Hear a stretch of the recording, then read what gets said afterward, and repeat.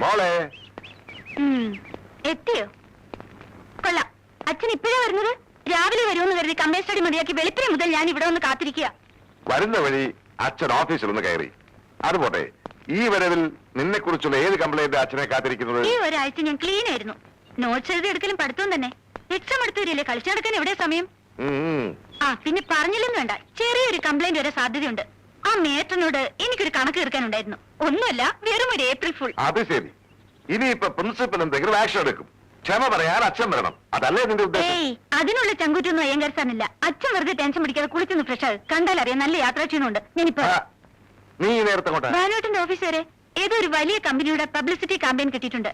എന്റെ creative direction ഇല്ലെങ്കിൽ സംഗതി ആകെ ചളാവും. അച്ഛന്റെ കുളി കഴിയുമ്പോഴേക്കും ഞാനിങ്ങെത്താം. ഒരു അരമണിക്കൂർ. ഓക്കെ?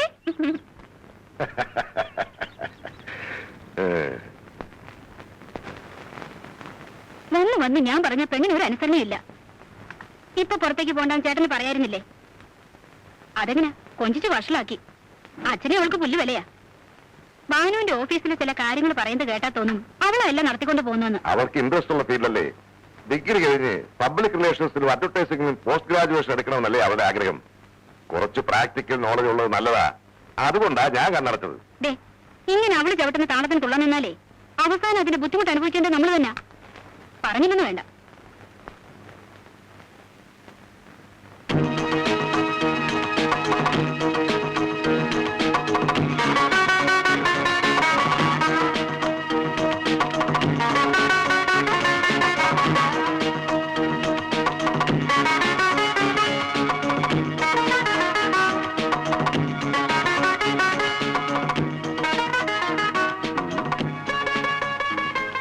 ഇതിവിടെ ഫിക്സ് ചെയ്യല്ലേ? വിഷ്വൽ ഇവിടെ വെച്ച ക്യാപ്ഷനായിട്ട് എങ്ങനെ ബാലൻസ് ചെയ്യും? അതാ കുഴപ്പം. ഭാനുവേട്ടന് എസ്തറ്റിക് സെൻസ് ഇല്ല. എന്നാ പിന്നെ ഇതിനൊക്കെ ചുളുവിന് കാര്യം സാധിക്കാന്ന് വിചാരിക്കാതെ കഴിവുള്ള ഒരു ആർട്ടിസ്റ്റിനെ പോസ്റ്റ് ചെയ്തൂടെ? ഇലക്ഷന് മതിൽ എഴുതുന്നവരെ പിടിച്ച് വരയ്ക്കാൻ ഇരുത്തിയാലേ ആർട്ട് വർക്ക് മതിലുപോലെ ഇരിക്കും. പ്രതാപം കേൾക്കണ്ട. പിന്നെ കേട്ടാ ഇപ്പൊ വിഴിയും കളയും. ഇത് നോക്ക്, ഇവിടെ വെച്ച ക്യാപ്ഷനും കോപ്പിയൊക്കെ സുഖമായിട്ട് നിൽക്കും. ഞാനും ആദ്യം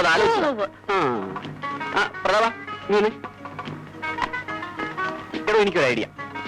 ഇത് ഇവിടെ ഫിക്സ് ചെയ്താലേ ക്യാപ്ഷനും കോപ്പിയും ഒക്കെ സുഖമായിട്ട് നിൽക്കും. Hello, good evening print media. Art work ഇന്നത്തെ കൊറിയറിൽ അയച്ചിട്ടുണ്ടല്ലോ. നാളെ അവിടെ കിട്ടും, ഷുവർ. Okay, thank you. ആ ഡ്രീം ഡ്രസ്സസിന്റെ ക്യാമ്പയിന് വേണ്ടി ഏതൊക്കെ മോഡൽസിനെ കാസ്റ്റ് ചെയ്തത്? ഇതിൽ ഒരു പോന്നെ എനിക്ക് ഇഷ്ടപ്പെട്ടില്ല. ഇഷ്ടപ്പെടാൻ ഇത് കല്യാണം കഴിക്കാനൊന്നും അല്ലല്ലോ. റെഡിമെയ്ഡ് ഷർട്ടിന്റെ ആഡിന് വേണ്ടി മോഡലായി കാസ്റ്റ് ചെയ്യണമെന്നല്ലേ ഞാൻ പറഞ്ഞുള്ളൂ. അതിനെ പറ്റിയ കോന്തന്മാരും ഇതിനകത്തില്ലെന്നാ ഞാൻ പറഞ്ഞത്. പരസ്യ സ്ഥാപനം നടത്തിയ മാത്രം വരാം, കുറച്ചൊക്കെ സെൻസ് കൂടി വേണം സാറേ. എന്നാ പിന്നെ സെൻസ് ഉള്ളവർ വന്ന് കസേരയിലേക്ക് ഇരിക്കാൻ എത്ര നാളായി ഞാൻ പറയുന്നു. എക്സാം കഴിയട്ടെ, നമുക്ക് ആലോചിക്കാം. പക്ഷേ 1000-1500 തന്ന് പറ്റിക്കാന്ന് വിചാരിക്കണ്ട. 1600 മതിയാവും. ഈടാ, ബോംബെ ബേസ്ഡ് കമ്പനികൾ കൊടുക്കുന്ന സാലറി തരണം. ആ ശമ്പളം ഉണ്ടെങ്കിൽ എനിക്കിവിടെ 5 പേരെ പോസ്റ്റ് ചെയ്യാം. എന്നാ ഇതുപോലുള്ള മോഡൽസിന് വെച്ച് ചതഞ്ഞ പരസ്യം ചെയ്തോണ്ട് ഇവിടെ ഇരുന്നോ? പോയാലെങ്ങനെ? നമ്മുടെ ഈ കാര്യങ്ങളൊരു തീരുമാനമാക്കണ്ടേ? ഇന്നത്തെ കൺസൾട്ടിങ് സമയം കഴിഞ്ഞു. അച്ഛൻ വന്ന ഉടനെ ഞാൻ കണ്ണോട്ടിച്ചിറങ്ങിയതാ. അരമണിക്കൂറുള്ള പെർമിഷൻ. ഞാൻ പോണം. ഞാൻ ഡ്രോപ്പ് ചെയ്യാം. പിടിച്ചോ.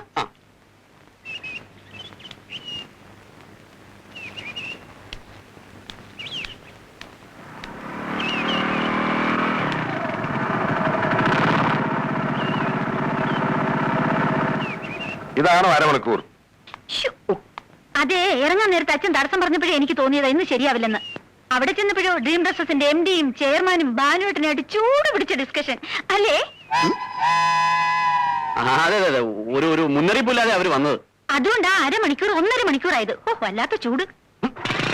നീ കേറുന്നില്ലേ? ഇല്ലമ്മ, ഏജൻസിയിൽ കുറച്ച് ജോലിയുടെ ബാക്കിയുണ്ട്. ആദ്യം തിരക്കൂട്ടിയതുകൊണ്ട് ഞാൻ കൊണ്ടാക്കാന്ന് വെച്ചത്. പോട്ടെ. ശിവശങ്കർ നല്ലവനാടി. ആഫീസിൽ മനുഷ്യപ്പറ്റുള്ളവനായിട്ട് അയാൾ മാത്രമേ ഉള്ളൂ. ആതിരയ്ക്കൊരു ആലോചനയെ പറ്റി അയാൾ പലതവണ എന്നോട് സൂചിപ്പിച്ചതാ. നല്ല ബന്ധമാണെങ്കിൽ അതങ്ങ് നടത്തണമെന്നാ ഞാൻ പറയുന്നത്. നീ എന്താ ഒന്നും അറിയാൻ മേലാത്ത പോലെ സംസാരിക്കുന്നത്? ഒരു പെണ്ണിനെ അയക്കാനുള്ള എന്ത് പരിസ്ഥിതി ഇപ്പൊ നമുക്കുള്ളത്? ഉള്ളതെല്ലാം കൂടെ വിറ്റുപറിക്കുക ഈ വീട് കെട്ടിയത്. വോളണ്ടറി റിട്ടയർമെന്റിന് എഴുതി കൊടുത്തിട്ട് റിട്ടയർമെന്റ് ബെനിഫിറ്റ് മേടിച്ച് ഒരുത്തി അയക്കാമെന്ന് വെച്ചാൽ ഹൗസിംഗ് ലോൺ പിടിച്ചു കഴിഞ്ഞിട്ട് ബാക്കി എന്ത് കിട്ടാനാ? വരുന്നവർക്ക് പലർക്കും ഈ വീട്ടിലാ കണ്ണ്. മൂത്തവർക്ക് അത് കൊടുത്തു കഴിഞ്ഞാൽ പിന്നെ ആശയുടെ കാര്യത്തിൽ എന്ത് ചെയ്യാനാ? എന്ന് പറഞ്ഞാൽ എങ്ങനാ? വന്ന 2-3 ആലോചനകള് അവളുടെ പഠിത്തം കഴിയട്ടെ എന്ന് പറഞ്ഞയച്ചു. ഇനി ഇപ്പൊ പഠിത്തം കഴിയുമ്പോ എന്തു പറയും? അവളുടെ ഇഷ്ടപ്രകാരം തുടർന്ന് പഠിക്കുന്നതിനോട് എനിക്ക് അഭിപ്രായമില്ല. ദേ, ഇപ്പൊ തന്നെ നമ്മുടെ നിലയും അവളുടെ പ്രായം ഒന്നും നോക്കാതെ ഓരോ പ്രവൃത്തികള്. ഞാൻ അവരെ ശാസിക്കുമ്പോ പിള്ളേരുടെ പക്ഷം ചേർന്നതിന്റെ ഇപ്പൊ അനുഭവിക്കുന്നത്. അതിനിപ്പോ എന്തോണ്ടായിരുന്ന? തുള്ളിച്ചാരി കുരുത്തക്കട ഒപ്പിച്ചടക്കാൻ ചെറിയ കുട്ടിയൊന്നും അല്ല അവള്. ചന്ദ്രവാനു എന്റെ ആങ്ങളുടെ മോനാ. പക്ഷെ കൂടെ കൂടെയുള്ള അവന്റെ ഓഫീസിൽ പോക്കും വണ്ടിയിലുള്ള ഈ വരവും നാട്ടുകാരെ കൊണ്ട് ഓരോന്ന് പറയിപ്പിക്കണോ? അവനെ പറ്റി അത്ര നല്ലതൊന്നും അല്ല പുറത്ത് പറഞ്ഞു കേൾക്കുന്നത്. പ്രായമായ പെണ്ണ, സൂക്ഷിച്ചാ ദുഃഖിക്കണ്ട.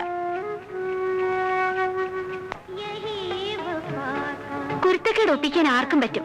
പക്ഷെ അതിന്റെ ആഫ്റ്റർ എഫക്ട് നമുക്ക് കേൾക്കാതെ നോക്കണം. അതിലാണ് കാര്യം. അതിനിപ്പോ എല്ലാവർക്കും നിന്നെ പോലെ വാലുണ്ടാവോ? നിന്റെ വാല് നിന്റെ ഡാഡി മുറിച്ചതിന് ഇവളെന്ത് പഴിച്ചു? വാലേ പോയുള്ളൂ, മുഖച്ചയ്ക്ക് വലിയ മാറ്റം വന്നിട്ടില്ല. Exactly correct.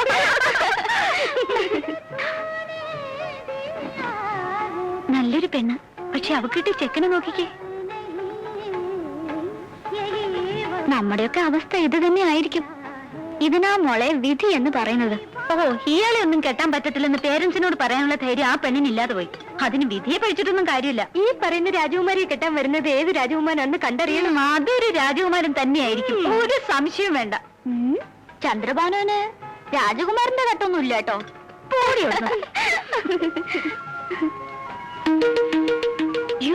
80 രൂപയോ? നിന്റെ എത്രയുണ്ട്? എന്റെ കയ്യിൽ ഒന്നല്ല. നിന്റെയിലോ? നീ വിളിച്ചിട്ടില്ലേ ഞങ്ങൾ വന്നത്? അത് ശരി. ആ, എന്റെ 50 രൂപയുള്ളൂ. ഇപ്പൊ എന്ത് ചെയ്യാം?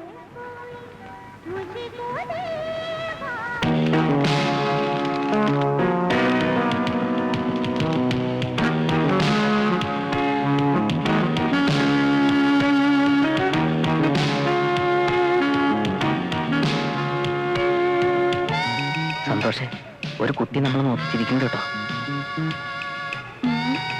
ഞാനൊന്ന് ശ്രമിച്ചു നോക്കട്ടെ. എക്സ്ക്യൂസ് മീ, സൂസന്റെ ബ്രദർ അല്ലേ? ഏത് സൂസൻ? റോസ്വില്ലയിലെ കറിയച്ചന്റെ മകൾ സൂസൻ. അയ്യോ അല്ല. മൂന്നാറിൽ ടീ എസ്റ്റേറ്റ് ഉള്ള സൂസൻ സാറിന്റെ സിസ്റ്റർ അല്ലേ? അല്ല. സോറി, ആള് മാറിപ്പോയതാ. ബാബാ ഓ.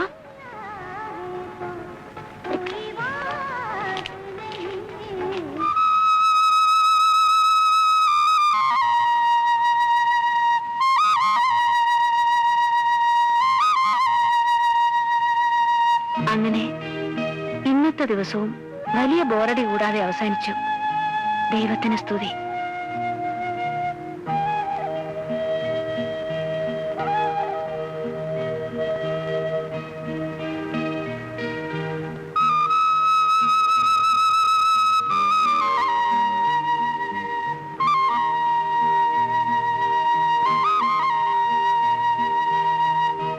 പകല് മുഴുവൻ കാട്ടിക്കൂട്ടിയ അനാവശ്യങ്ങള് രാത്രിയിൽ ഡയറിയിൽ കുറിച്ചു വെക്കാം. ചേച്ചിക്ക് വേറെ പണിയൊന്നുമില്ലേ? ആ, പെണ്ണുങ്ങളായാലേ കുറച്ചൊക്കെ സ്മാർട്ട് ആയിരിക്കണം. അല്ലാതെ നിന്നെ പോലെ പനി പിടിച്ച കോഴിയെ പോലെ ഇരിക്കാൻ എന്നെ കിട്ടില്ല. എനിക്കേ കിടക്കണം.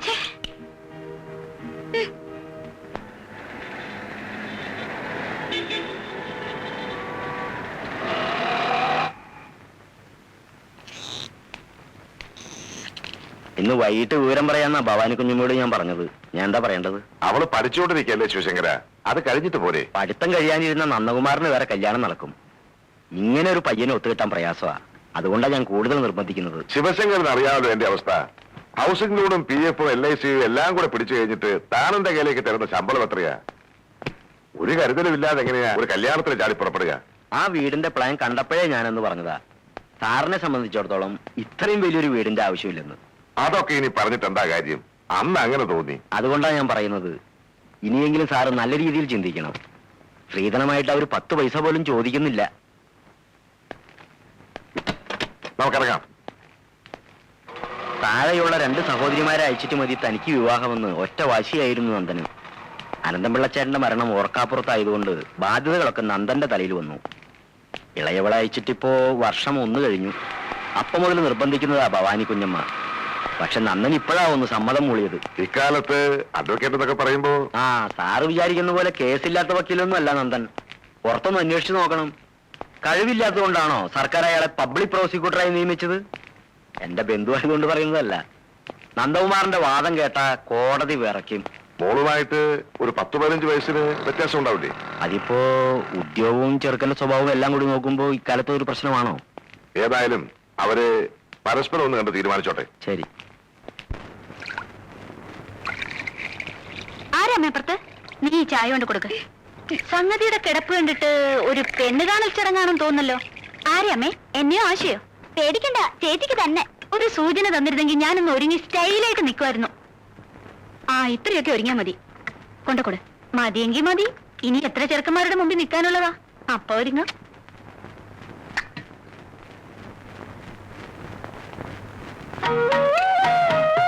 ഇതാ ആള്.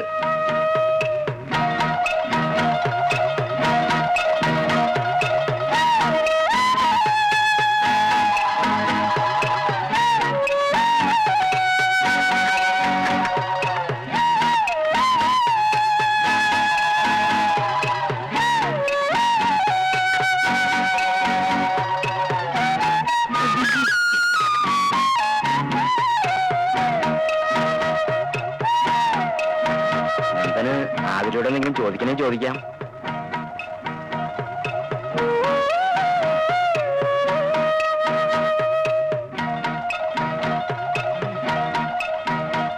വേണ്ട.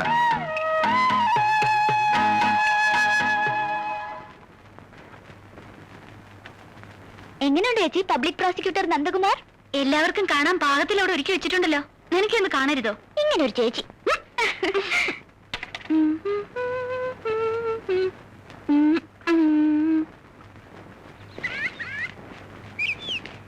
എന്നാ ഞാൻ വരട്ടെ. ശരി. വരട്ടെ സാർ. ഓ, എന്താടാ നിനക്ക് ഇഷ്ടപ്പെട്ടോ? ആ, എനിക്ക് ഇഷ്ടപ്പെട്ടു. എന്നാ എനിക്ക് ഇഷ്ടപ്പെട്ടില്ല. അതിന് ഉണ്ണിത്താന് വേണ്ടി അല്ലല്ലോ നോക്കിയത്. നന്ദന് പറ്റിയതല്ലെന്ന് തന്നെ ഞാൻ പറഞ്ഞ. എന്താ നീ അവൾക്ക് കണ്ട കുറവ്? നിന്നെ അവളെയും കൂടി കണ്ടിട്ട് അച്ഛനെയും മോളെയും പോലെ ഇരിക്കുന്നു. ഓ, അത് സാരമില്ല. സാരമില്ലെങ്കിൽ പോട്ടെ. പിന്നെ ഉണ്ട് പ്രശ്നം. എന്ത് പ്രശ്നം? എന്താ കുട്ടിയുടെ നാള്? ഉത്രാടം. അയ്യോ, ആ നാള് നന്ദന്റെ നാളുമായിട്ട് ഒരിക്കലും പൊരുത്തപ്പെടില്ല. ചതയം ഒരു പക്ഷെ നന്നായിട്ട് ചേരും. അത് നിന്റെ നാളല്ലേ? അതെ, ഞാനാകുമ്പോ പ്രായത്തിൽ ഇതുപോലെ വ്യത്യാസം ഫീൽ ചെയ്യില്ല. അപ്പൊ അതായിരുന്നു അതിന്റെ കാര്യം. ആ, ചുമ്മാതല്ല നന്ദനോട് സംസാരിക്കണമെന്ന് ചോദിച്ചപ്പോ താൻ കയറി വിലക്കിയത്. നടക്കത്തില്ലേ പിന്നെ ഈ പരിവരുത്ത ശബ്ദം ആ ഇളം പെങ്കൊച്ചിനെ കേൾപ്പിക്കേണ്ട ആവശ്യമുണ്ടോ? കൊച്ചു പേടിക്കുകയാണെങ്കിൽ ഉണ്ണിത്താന് വേണ്ടി ഞാൻ ആലോചിക്കാം. പക്ഷെ സർക്കാർ ഓഫീസില് ജോലിയും മുട്ടറ്റ മുടിയൊന്നുമില്ല. മുടി വളരാനുള്ള സാധനങ്ങളൊക്കെ മാർക്കറ്റിൽ കിട്ടും. പിന്നെ ജോലിയുടെ കാര്യം, ഫാദറില്ല സർവീസ് ചെയ്ത് മരിച്ച ആ ജോലി ആദരയ്ക്ക് കിട്ടും. പുള്ളിക്കാരനെ കണ്ടിട്ട് അകാലത്ത് വെടിതീരുന്ന സർവ്വലക്ഷണമുണ്ട്. അങ്ങനൊന്നും പറയാതെ വണ്ടിയിലോട്ട് കയറി. അയ്യോ, എന്ത് പറ്റി? എന്റെ കർച്ചീഫ് മറന്നുപോയി. എടാ, അത് ഇവിടെ ഉണ്ട്. ഓഹോ, ഒരു മുടിഞ്ഞ മറവി. ഓഹോ, ഡോക്ടറെ കാണിക്കണം. ഇയാള് ഇങ്ങോട്ടാ.